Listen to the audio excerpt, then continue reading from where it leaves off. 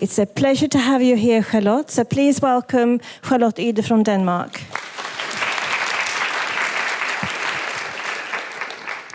Thank you very much, everyone.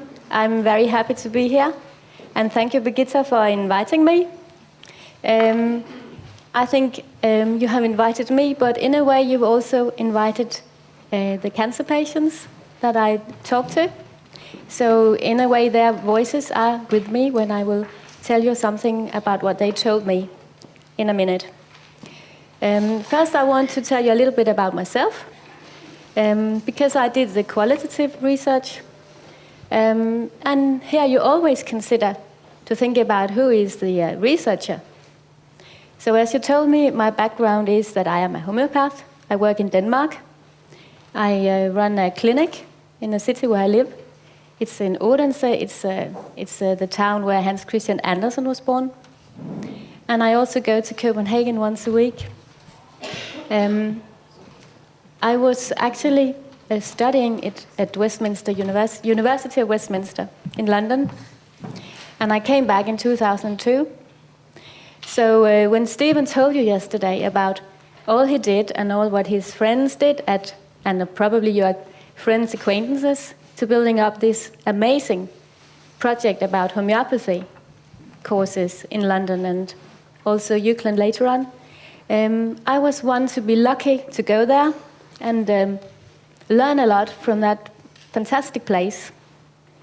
Denmark is a very small homeopathic country. For many years it wasn't allowed for lay people to practice homeopathy. So we don't have like a thriving school environment for homeopath.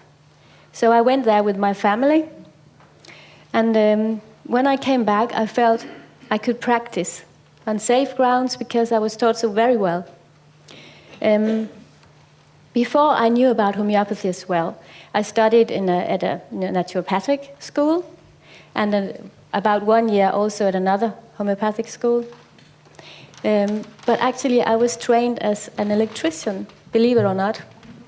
So it's been very comforting to hear Lionel talk about all his fancy things, because I thought I was the most weird homeopath to walk on earth. Now I know that it's not that Lionel is another weird person, maybe he thinks he is, but I don't have to feel that weird because I'm an electrician, because it seems that those things are somehow connected. Okay.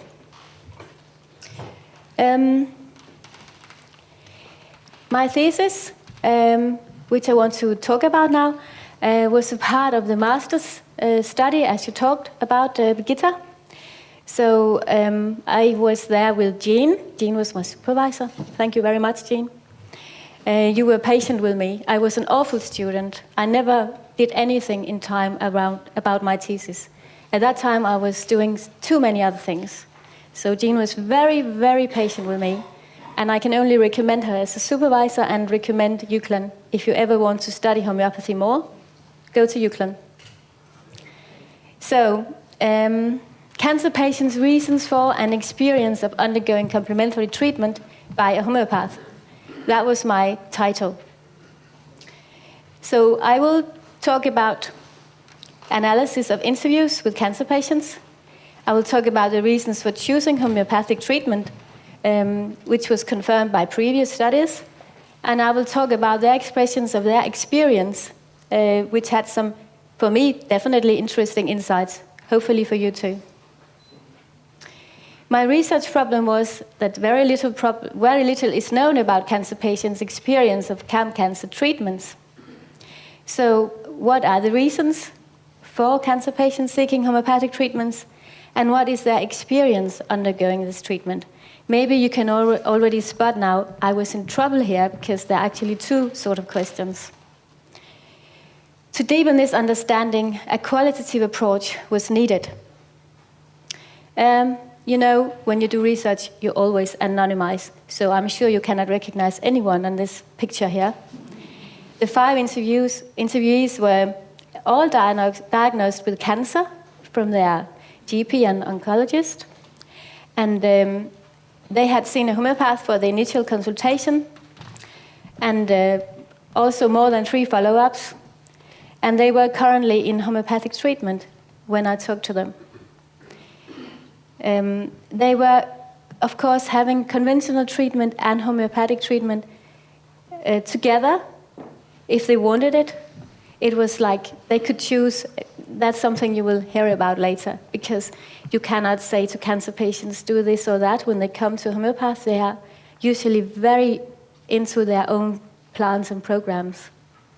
And that's something you can discuss among you, how you want to deal with this. But you cannot just say, do this and that as a homeopath. Like the conventional people cannot say, you have to take your X-rays or whatever, because they are very informed and they have been looking up many things on the internet and really understand a lot. Yeah. I collected my data by in-depth semi-structured client interviews. And you know the situation if you're a homeopath. Tell me more, what can you say? Please go into depth with this. So it was not like a homeopathic interview, but very close, I would say. To have some validation, I sent back the interviews after I had written them. So all the patients, all the interviewees, they saw the interviews, they saw everything written down there. And for some it was, it was maybe quite difficult to read it, not because of the concept of what they had said, but because if you write something down directly from what you say, it comes across a little bit weird. So some of them would comment, say, did I really say this or that? But it was all taped. And I was lucky they all came back with feedback from all the interviewees. I did my literature search after the data collection because I first thought I wanted to use grounded theory. But as you maybe remember, I had like 2 questions. I had why they came and the experience. And it was very hard to cover, it's actually impossible to cover with grounded theory if I wanted to have any kind of interpretation from what they said. I would need another method. So, and in grounded theory, you don't really go into literature at an early stage because you need your data to tell you, to come up with a theory. So I did a literature search before the analysis, and I used it to clarify current state of research, and I used what you see of the AMAD, E-journal, Sinal, Medline, etc. And actually there wasn't much to find. The interviews were recorded, transcribed, and analyzed. Yeah, it's me. I'm sure you can see it. Qualitative research, my goodness. You come up with such a load of data, so it's lovely and it's awful at the same time. So I used interpretive phenomenological analysis, IPA, which is both descriptive, interpretative, and there's focus on the subjective experience. And one of the first things I did after I had the interviews back, it was to write up a short overview about every interview, so that the way I saw it, because this is qualitative research, yes, there's nothing objective in here. I'm sure that where are you? From north of Norway. It's nothing to do with RCTs or anything like that. Everything I tell you is told through me. Yeah, it's my idea about what this is about. So I could send it back to the interviewees to make sure that I didn't totally misunderstood them. But what I'll tell you is my story about their story. Yeah, so I wrote short overviews about the interviews and sent them back to the interviewees for validation. So they could say, Charlotte, I told you I was 86 when I did this and that. It was not right. I was 87, for example. they didn't really change anything apart from, I think, such thing as I mentioned now. So I'll give you an idea about what the overviews was like. And this is one here called Sally. The interviewee here is called Sally. She's 55-year-old. And she was diagnosed with an aggressive lung cancer 4.5 years ago. That's now more than 4.5 years, yeah? It was when I did the interview. Sally had breast cancer about 12 years ago. At the hospital, they told her she would have only a short time left. Friends investigated alternative treatment possibilities, and she chose homeopathy. After the first consultation, she continued the homeopathic treatment over distance with weekly Skype contact, which she found convenient. She also found administering the homeopathic sugar pills easy. In her experience, she thought homeopathy helped her to manage the chemotherapy. She had tried chemotherapy 10 years ago without homeopathy, and at that time she felt very unwell with headache and nausea. But this time, she did not experience these symptoms. The homeopathic treatment also helped her with quitting antidepressants, which was important because the antidepressants interacted with some palliative morphine medicine and gave symptoms of anxiety. She was happy to be able to withdraw the antidepressants without having a depression again. The homeopath introduced Sally to oxygen, which also helped her.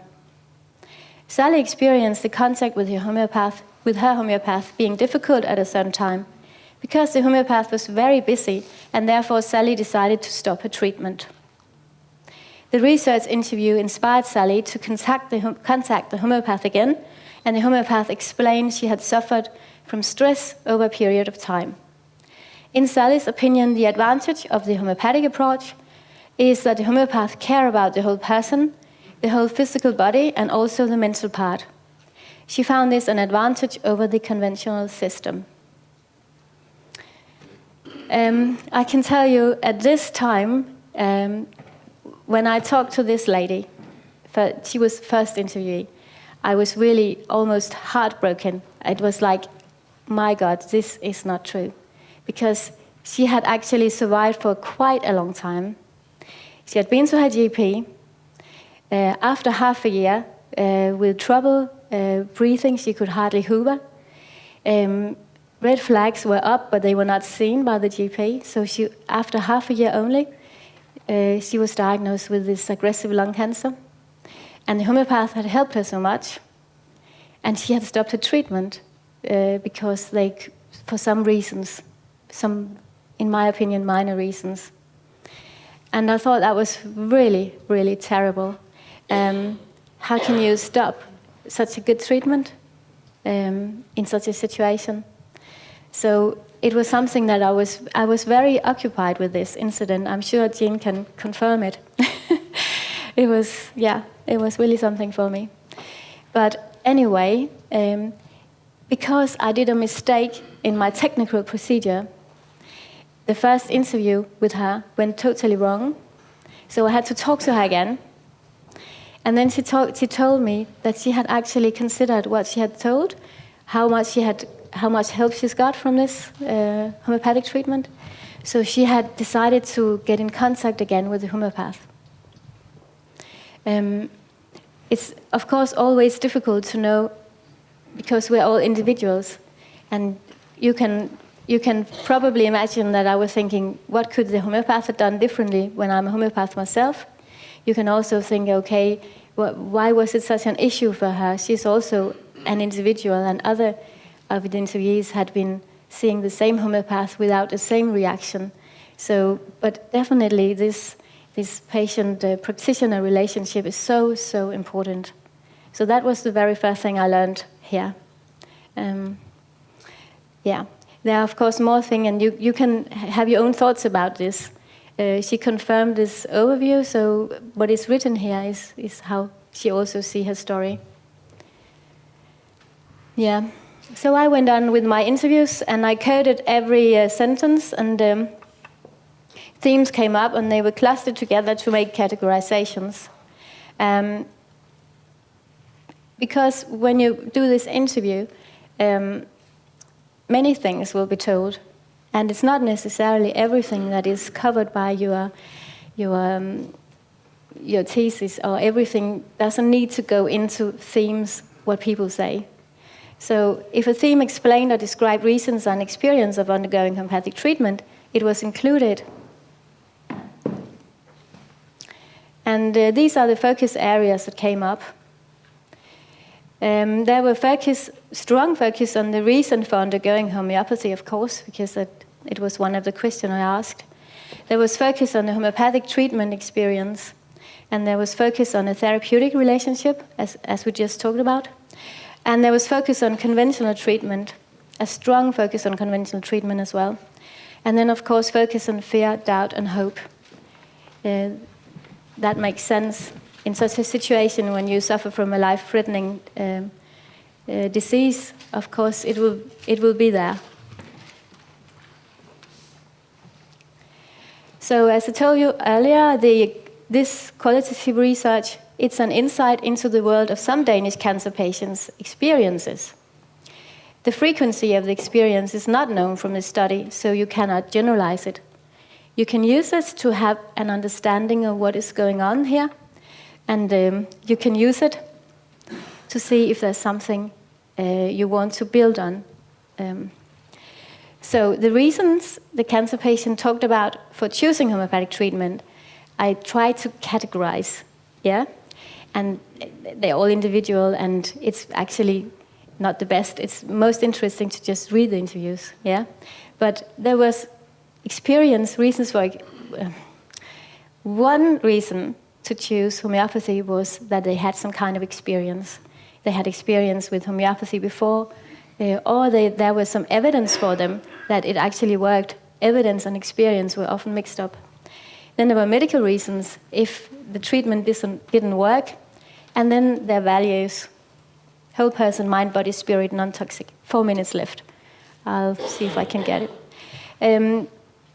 I've already said that the experience and evidence, yes. Something you have to be aware of is that they search on the internet and they search for well-trained practitioners, so it actually does count that you are well-trained and can show it on your homepage. They also search for evidence on the internet, so all the research we're talking about, it actually makes a change for our patients, that we can show results to some degree. Yeah, the holistic values, that's my idea about a whole person, like it or not. They said, you come as a whole human being, you can't just come as a body. So the earlier use, what I also found was the earlier use of homeopathy was not an incentive to the immediate use of homeopathic treatment after cancer diagnosis. And one interviewee said, what surprises me is actually that I didn't begin with homeopathy, especially because I've used it before with a really good result. So I'm aware that you are not allowed to treat cancer patients here in this country. This is a tragedy, really, for the patients. Yeah, it's unbelievable that you can tell a patient group, you cannot have this kind of help. I can't understand it. It must be illegal somehow. In Denmark and other countries, I would say, do we need to explain what homeopathy can do for cancer patients better? We know among us what homeopathy can do, but do we need to explain it even better? I think so. Then the experience they had experience both on the physical, mental, and emotional level. Homeopathy could help with side effects, depression, as you saw from the short overview. It could help with fear. Actually, one had skin cancer coming up that disappeared after treatment, and other physical symptoms as well. Then there were the psychological aspects, the therapeutic relationship, I mentioned it already. Support, they had a lot of support from the homeopath. Responsibility for own health was also a major issue. Then there were social aspects, accessibility, transport, and financial. And they combined many treatments. That was the trend. And then they came up with some recommendations for future patients. In general, you can say that the treatment, the interviewee's experience of what homeopathy could do to them were in line with earlier findings. Energy, improvement, well-being, etc.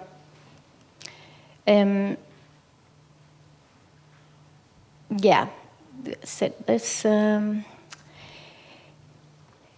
the responsibility for own health, for example, they could say, you shouldn't worry about me at all. I take the responsibility. It was not said to the homeopath, it was said to the conventional oncologist, because sometimes it was a problem if they didn't want a certain treatment modality. Yeah. This is just a very small poem. I'm running out of time.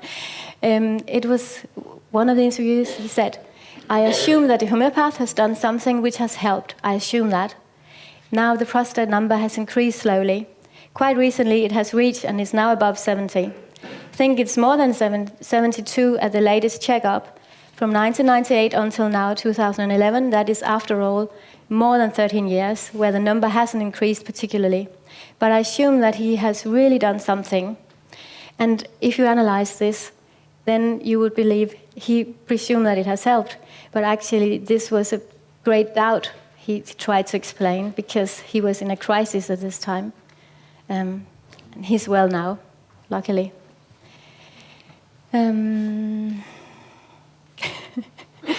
Yeah, I'll quickly go through this.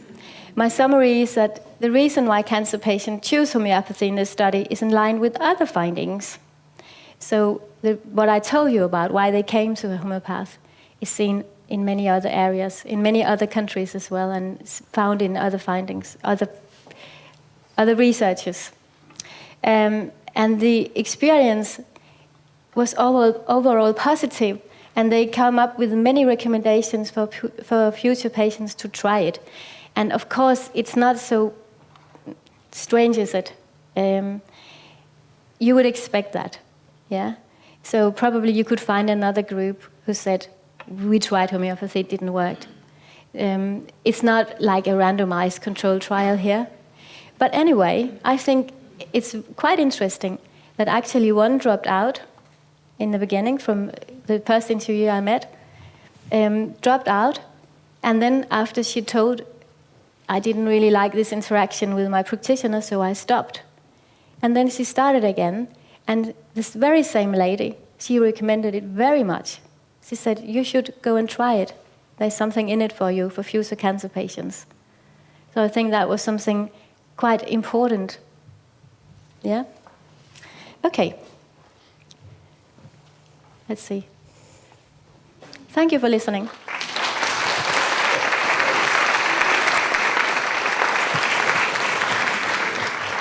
Thank you, Charlotte. Any questions? Yeah. My understanding is that you can't treat the cancer, but you can treat a patient with cancer in Sweden. That's and in the UK. Okay. I think. And that's how I understand it. Yes. What does the law say in Denmark? Can you treat a cancer, or are you treating the patient with cancer? You can treat the patient with the cancer, you can treat the cancer, but you are not allowed to hold them back from conventional treatment. So if a patient wants to see a homeopath and not wants to go and see the oncologist, then you can do it. Yeah. And I suppose that's the same, I think it's the same in Norway. Petter, treating, yes?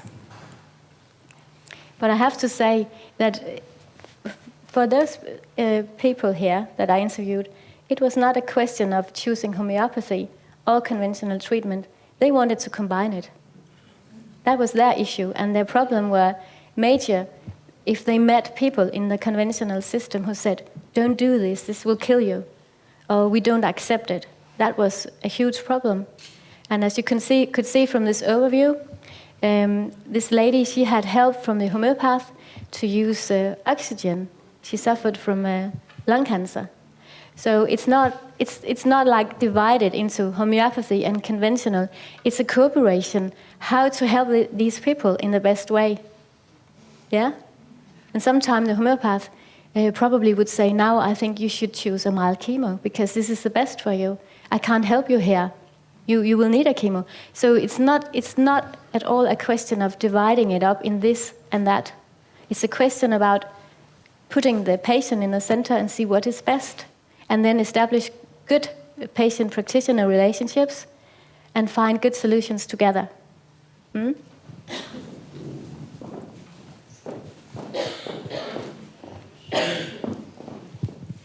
Just a short comment about NAFCAM.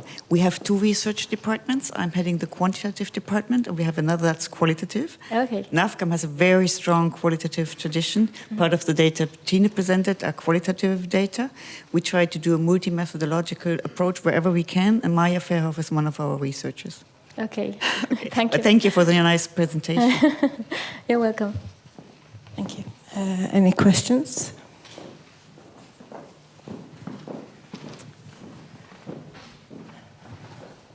I suppose what we are missing here in Sweden is the right of the patient to make a choice after a well-informed choice. So, patients here are not informed of what they can do or where they can go, and maybe we can change that in the future. So we can have the patient can have the same option in Sweden as in Denmark and Norway and in the rest of Europe, I would say. So, any more questions? Thank you very much, Charlotte. Thank you.